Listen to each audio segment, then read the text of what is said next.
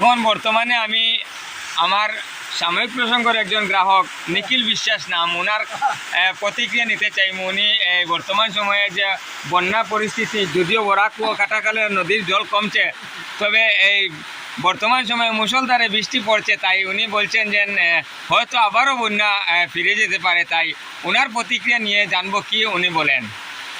নমস্কার, আমি সাংবাদিক বলছি, একদম সাংবাদিক নয়।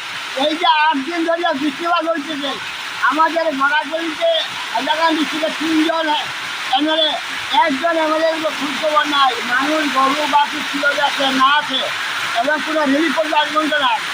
আর গত রাত্রে 3টা 10 মিনিট থেকে মুষলধারে বৃষ্টিতে আমাদের এখানে প্রায় 10 ইঞ্চি জল বাড়ছে। এখন পর্যন্ত প্রশাসনের কোনো খবর নাই। তো আপনারা দয়া করে রিলিফ একটু তাড়াতাড়ি পাঠান। আর গরু মহিষা খানিগুলা বুঝি টুসিগুলো ফ্রি দেন।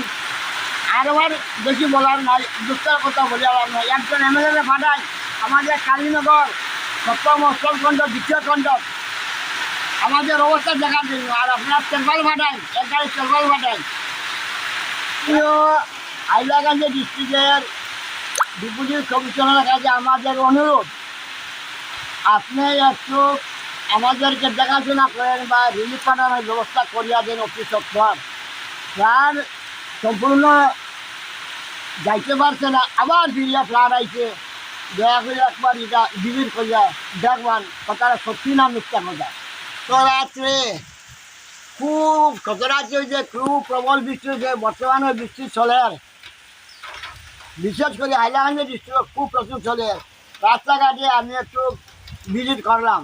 আমার মায়ের একটা গরু মহিষ দেখিয়া, গরু মহিষের উপরে বৃষ্টির উপরে কোনো একটা তেরপাল নাই, ছাদ নাই, গরিব মানুষ কোনো বাচ্চা খাইতেছে, এখন গরুর উপরে গড় দেওয়ার মতো সামর্থ্য নাই। দয়া করে আপনারা একবার ভিজিট করে দেখুন, প্রতিটা গ্রামে গরু মহিষের জন্য খাবার পাঠায়, তেরপাল পাঠায়।